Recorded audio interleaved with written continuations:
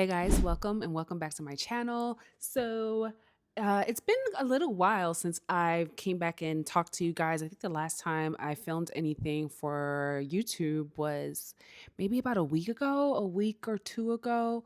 But yeah, we're back. And right now I'm currently reading Flawless by Elsie Silver. I decided to finally get into this. I've been wanting to read this series for a little while now, and my sister happened to have the first three books, first three or four books. So I took the first two so I can get into it. And this was chosen as part of my July TBR. And I'm happy to report that I have, by the time I'm done with this book, I read all the books in my TBR, which never happens. So, yeah. I'm excited and I'm proud of myself for actually sticking to my TBR because I usually don't stick to my TBR. But anyway, our TBR will be completed and read by the end of, well, I'm almost done with this book, honestly. Like, I have this much left. So I'm doing pretty good. I don't know what I'm going to read next. I think I should probably try to read my neighborhood book club book for this month. We're meeting next Sunday, and the book was chosen was Sparrow by Tiara Jones. Tiara Jones. She's the one that wrote Kin.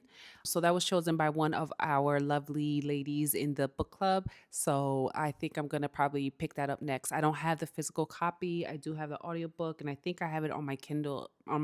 So I might pick that up next. Or I might do The Keeper of Lost Children by, I forgot who wrote that, but my friend was telling me that I should definitely get into that as well. So I don't know. We have some options. I have a couple more days left of July, and I really want to hit my goal of like reading maybe 8 books. We have about 6 more days, about a week left of July. So I think I can hit that 8 or 9 books by the end of this month.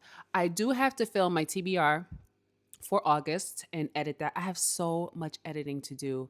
I just been filming content, but never actually got around to sitting down to edit it. So, and here I am filming some more. It's easy for me to set up and film, just take my camera, pop it up on a tripod and yap. But to sit down and edit, baby. But yeah, I actually want to finish this book before I get to editing. I want to finish a book. I really don't have much left. I think maybe I have about like I'm on page 303, and there is 389 pages. So I think in the next hour and a half, yeah, hour and a half or so, 2 hours, I can finish this book. It is now 307. I have my espresso martini that I made, and I put some cremas. All my Haitians out there, you know what cremas is. I put a little dab of cremas. My mom makes some, and it is so good. It's strong, but it's good. Oh, yeah. But yeah, so I just want to finish reading this book and I will get to editing. I have to film my July TBR and then, no, not July, August TBR, which is crazy that, we're already heading into August. Oh, wow. But yeah, so that's just the plan for today. I don't really have much planned. Tomorrow I'm off again and then I go back to work on Monday. And after that, I think when I go back to work Monday, that means I was off for like almost 2 weeks, which is like, ugh, it was amazing. I didn't really have anything planned. I went back home. I'm yapping. You guys, I went back home for my birthday. My birthday was last week and it was just great. It was great being home with family and friends and seeing them. And yeah, but back to reading this book. I want to finish it. Hopefully, I can finish it in one sitting. And no, I'm going to finish it in one sitting. And that's it. So, if you haven't heard of, or if you haven't read this book, Flawless by Elsie Silvers, this is I believe it's interconnected series. There's 5 books of this series. This is the first one, Flawless, and this is like cowboy romance. This follows your main character, which is Summer, and she's not an intern, but she's working at her dad's agency. Her dad is an agent to all these athletes, and he's an agent to the male main character, which is Red Eaton. He is a bull rider, and he basically kind of needs a babysitter. Not so many words. He needs a babysitter where, he's gotten into some trouble. He needs to fix up his image and whatnot. And it's not necessarily where they're doing fake dating, but, she's pretty much staying with him to kind of make sure he stays in check. He doesn't do anything that's going to cause any more media speculation. Make sure that he attends all his meetings and he's taking care of himself and all this other stuff. Basically, just a PR manager, it sounds like to me. So she goes and stays with him on his farm or ranch. And she's staying with him for the next couple months until the bull riding season is over. She meets his family, all his friends. She's basically kind of like interjected herself into his life. And there's this romance that sparks out of nowhere between the two of them, which is kind of like from the beginning, you can tell that there was definitely some attraction there. She actually used to fantasize about him. She had a huge crush about him when she was younger because I think he's about 8 years older than her. So he's been doing this bull riding for a long, long time. And she's a long time, I guess you could say, fan. I mean, she used to have posters of him and all this other stuff. But now, like, it's kind of given a little bit of a forbidden love because, this is technically her client.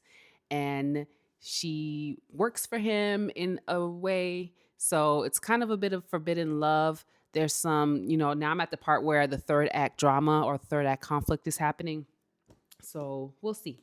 So far, I'm liking it. It's like your typical romance. There's some spice in there. The spice is, not too bad. It's not overly, you know, spicy where it feels like every other chapter they're getting it on. So, and I think they finally got it. It's like a little bit of a slow burn because we didn't finally get anything happening until like maybe a little past half the book, the halfway mark of the book. So I don't mind that at all. Like I really don't like when there's like insta lust, insta love, and then like 10 chapters in, we're already getting it on, and it is like a 50 chapter book. Like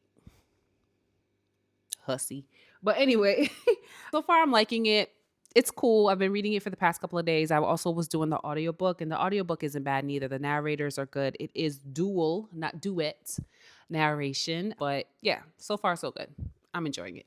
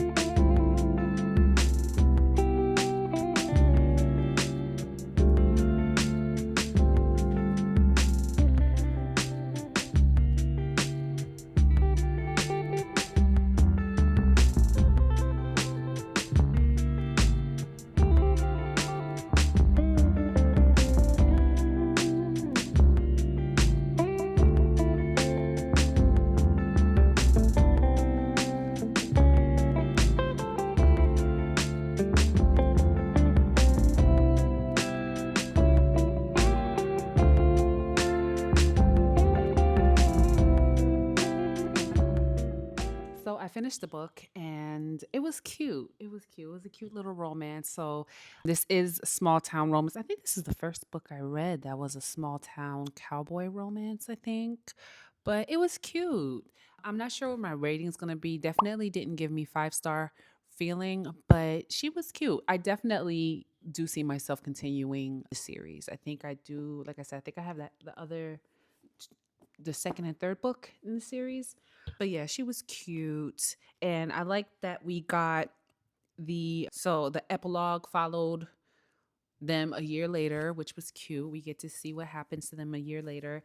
And then we also got like two bonus chapters where we had the dad's perspective, and then we also had the male character's brother's perspective. And I think the brother's perspective is kind of like a little sneak peek. Well, it says sneak peek, so it is.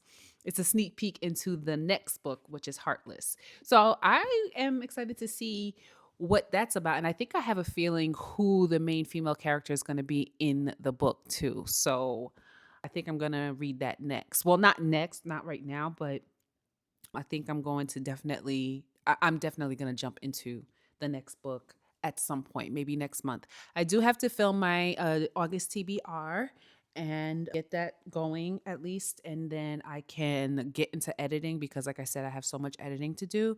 And as far as my thoughts for Flawless, i I liked it. I feel like there was a lot of change and grow. There was some character development with the two main characters where you can see not like groundbreaking character developments, but for sure you can see them kind of realizing their faults and their flaws and how they show up for each other, and realizing what it is that they can, not just for each other too, for other people in their lives. Not where the main character Rhett, the male main character Rhett, kind of just moves around recklessly. He does what he wants. He doesn't care what other people think about him or what the decisions that he makes. And then you have the female main character Summer, who's like a people pleaser. She cares too much what other people think. So you kind of see them realizing that, hey, they can move along in life with, while for Rhett caring what other people think to a certain degree, and really taking other people's, especially people who love him, their feelings into account. And also for Summer, also still wanting other people to like her, still wanting to please other people, but not at the detriment of what it means to her and what she really wants out of life. So it was nice to see them kind of learn that about themselves, and them being able to learn that about themselves through each other. So that was nice. And the side characters, there weren't really too many focal points on the side characters. They were just kind of there supporting actors, and they did just that.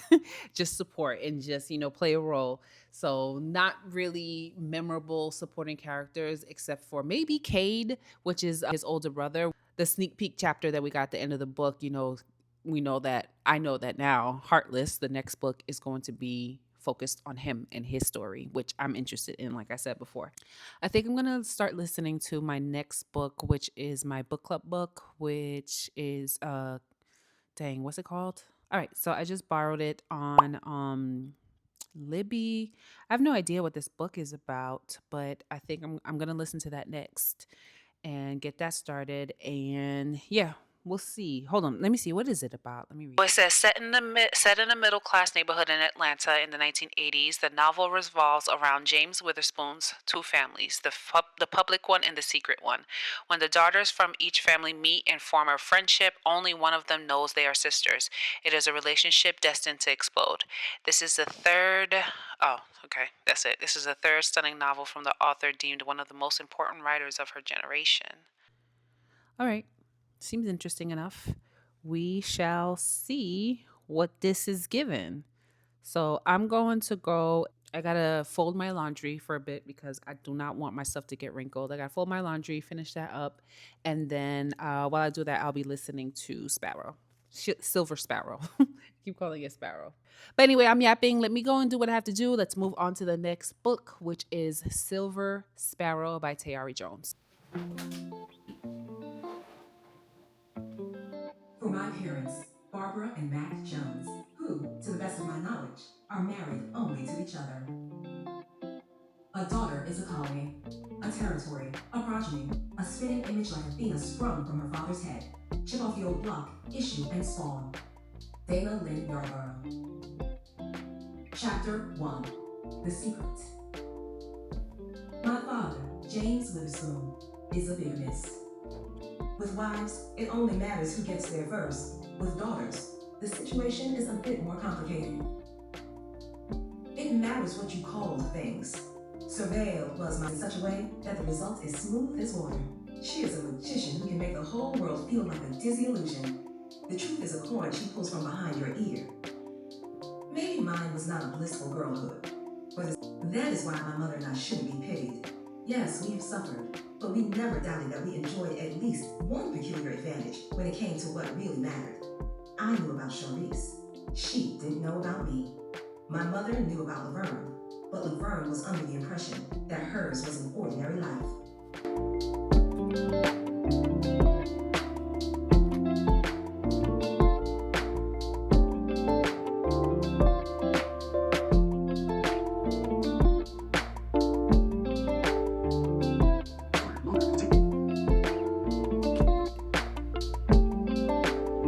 Hey guys, welcome back to my channel. I am going to be doing a commentary on the reading book. So I'm currently reading or listening to Hopefully by Yap.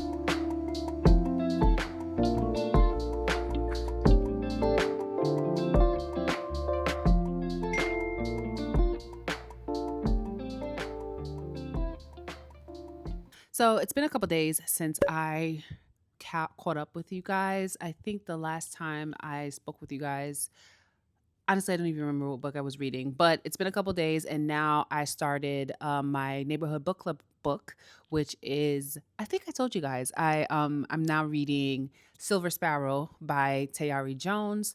I'm about 68% into the book. I've been doing both the audio and reading it on my Kindle. So far it's not bad. I'm not getting 5-star reads, a 5-star feeling from it, but it's not a terrible book. This is my first Tayari Jones book. So, and I do want to read Kin. I saw that that was pretty popular on Book Talk, TikTok. So I definitely want to get into that right now. So this book is following two sisters. Right now I'm on the second sister's point of view, but the main character, I guess you can say, or the one that I'm most familiar with now at this point. Her name is, oh dang, what's her name? Dana. Her name is Dana, and we follow her journey, or we follow her story. Where she was pretty much born an illegitimate child, I guess you could say, or outside child, second born child. Her father is, she calls him James, and her father, she's a secret child. Her father has another family that he lives with primarily, and they don't know anything about her or her mom. She lives with her mom, and he takes care of her and whatnot, but for the most part, she's a secret child. She's not allowed to tell anybody her last name.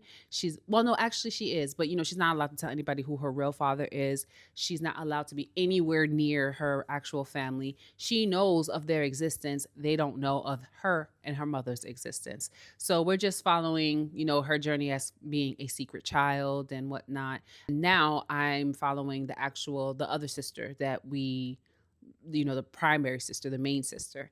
So far it's good. I do like how it's highlighting the injustices, I guess you can say, that Dana is having to experience, because everything always comes in second for her, or everything, whatever she wants to do, she has to make sure that her sister, her half sister, is not going to want to do that, because that can't happen. We can't have the two of y'all in the same place at the same time, because the possibility of them finding out of each other is just going to be god awful. So it's just kind of messed up, Like, own it. You got a secret child, you got an outside family, own it.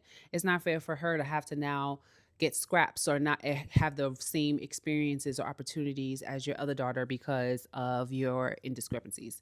But anyway, I am going to read some more of it.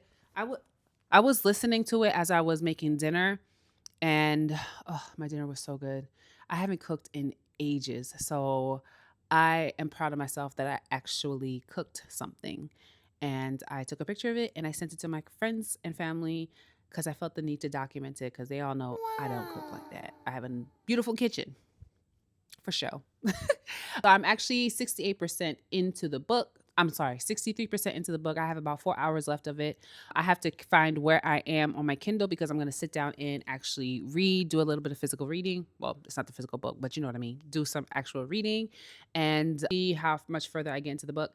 There's a couple people in my book club that already finished it. Hopefully, some of them can make it. Our meeting is on Sunday. And yeah, hopefully a couple of them can make it. I cannot find my key fob for my clubhouse. That's where I wanted to host it. I don't know where the hell I put it. I really don't want to pay for another one. I guarantee you, the minute that a new one comes in, that's when I'm going to find my old one. It's just going to happen to me.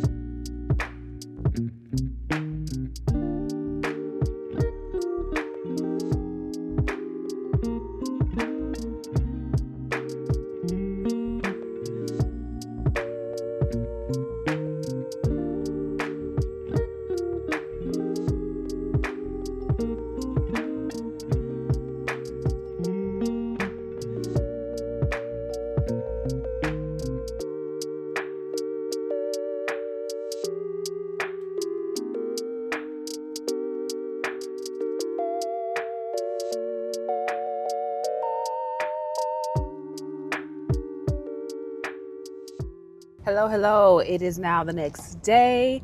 I just literally finished listening to Silver Sparrow by Tayari Jones, and I have some thoughts. I am not too fond of the ending, and I guess, not every story has to have a happily ever after. It kind of is a happily ever after in some sense, and it depends on how you look at it. But, for those of us who loves a little bit of whimsy, which this is not a whimsy type of video at all, or at least a whimsy type of book. But, the fairy tale would have been everybody lived happily ever after. We all come to some common ground that they all agreed on, and that just wasn't the case with this book. So I kind of feel a little jaded for, what's her name? Dana. Like, I hate all that happened to her. I really do. My feelings and sentiments still remain the same. I just hate that. I feel that out of everyone involved in this situation, she was the one that was cheated the most. And I just hate that for her. I'm mad for her. But I would say this is 3 stars. Nothing to write home about. But yeah, so our book club meeting is on Sunday. I can't wait to discuss this because I feel like there is a lot to talk about. Just the different family dynamics and just the messed upness, if that's not even a word, but just, the complexities of it all. All this didn't have to be. It just, a man just not being a man. And the way that he feels like he's being a man, he really isn't. That's not what you call a man.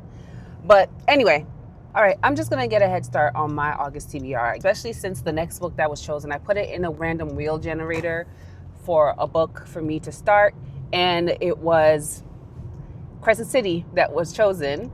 So, well, the reason why that was chosen, initially it was The Art of Loving You that was chosen, but then I looked it up for audiobook and there is no audiobook available. Audiobook for that comes out in November, and I need an audiobook, especially when driving back and forth to work. So I figured, okay, I can do a strictly audiobook book for work and driving and doing random tasks at work, and then I'll have The Art of Loving You as a read-only book. So I'm going to be doing 2 books at the same time, which is, I've done that before. And you know what, it works out too, because I generally don't like to do 2 books of the same genre. So it's good that, we have a fantasy and then we have a romance. So I'm okay with that. And being that, Crescent City is such a big book, that'll give me some time to really get a head start on it, I guess you can say, especially because the audiobooks, I have available now is a dramatized version, and it's 2 parts to the first book. Well, all of them are 2 parts, and each part is 18 hours long. So it's a big read. It's a long read. So I'm okay with starting it now. So yeah, we're going to start listening to Crescent City, House of Earth and Blood, or Blood and Earth, whichever one it is. I ended up having to use 2 credits on Everend, which I don't mind. I'm mad at using my credits for Everend because I do utilize Libby heavily. Most of my audiobook listens are from Libby, and now Everend has it where they let you roll over your credits, because before you get 3 credits a month and you had to use it by the time your renewal date was up. And I used to always forget, because I was like, damn, I'm gonna lose my credits. If I paid for it and I'm not gonna be able to use it. So now I guess that was a main complaint, because I remember I filed a complaint about that. They received enough complaints about it. Now you get to roll them over. There's a caveat to that though, because they only last for 6 months. So I guess we'll take that. It only lasts for 6 months. So, I'm okay with using my credits for this particular listen, because they didn't have it readily available on Libby. So there was a 12-week wait for my library, or a 6-week wait. I have multiple libraries on my Libby, but none of them had the first part of the listen ready. Okay, that was a long rant for no reason. But anyway, all that to say, I'm going to start listening to Crescent City, House of Earth and Blood, the dramatized version. Gas was just $3.88 this morning. Now it's $3.96. What is going on? I should have just pumped. I do this all the time. I should have just pumped gas.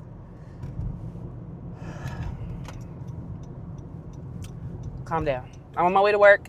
I need to be in a good state of mind before I go and walk in and take care of these patients. All right.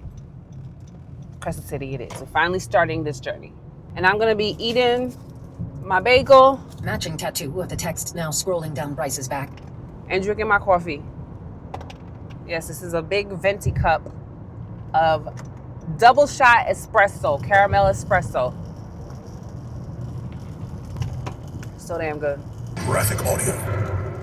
A movie in your mind. Graphic Audio presents Crescent City, House of Earth and Blood by Sarah J. Maas, Part 1, narrated by Colleen Delaney and performed by a full cast. The heavy metal door to Griffin Antiquities thudded with the impact of the wolf's fist, a fist that Bryce knew ended in metallic purple-painted nails in... Why are you covered in dirt?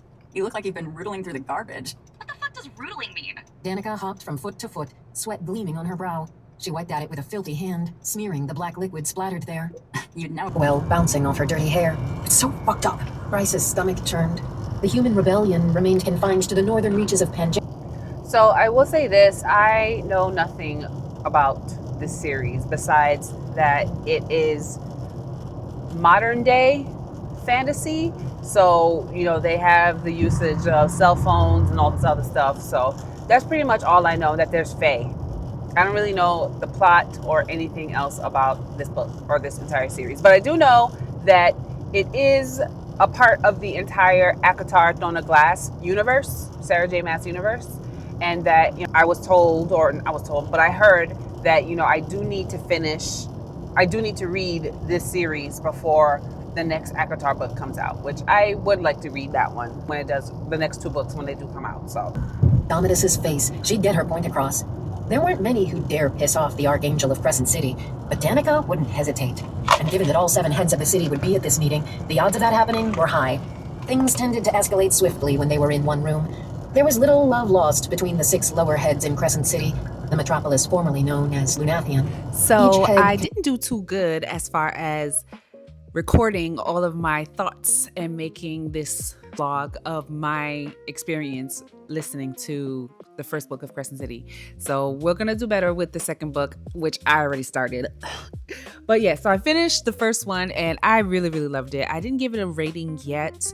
I don't know, I just kind of moved on to the second one because I was like, I need to know how this goes on, how the story goes on. The ending, the cliffhanger at the end of the first book, I immediately jumped into the second one. So Bryce, such a badass. I really, really enjoyed just watching her, or well, I guess watching her journey, listening to her journey. I enjoy just everything about Bryce. She's witty, she's snarky, she is just sassy and whimsy, and I just loved everything. She had a quick comeback for anything anyone had to say about her, and I love that. I wish I was that quick and witty like she is. And Hunt, your typical male, brooding, dark, morally gray main male character, just like your typical character, as Bryce would call him, the alpha a-hole, which I really enjoyed. I liked their dynamic. I like how they were protective over each other and everything that happened. But yeah, I think those are my thoughts. And I'm sitting between 4.5 and 5 stars, between 4 and 5 stars for this. I really enjoyed it. I think I finished it in like 3 or 4 days, and I'm about 40% in on the first part of House of Sky and Breath. So we are going to do another video for that because we don't want this video to be like an hour long. So thank you for tuning in, and please stay tuned for the next video. Bye.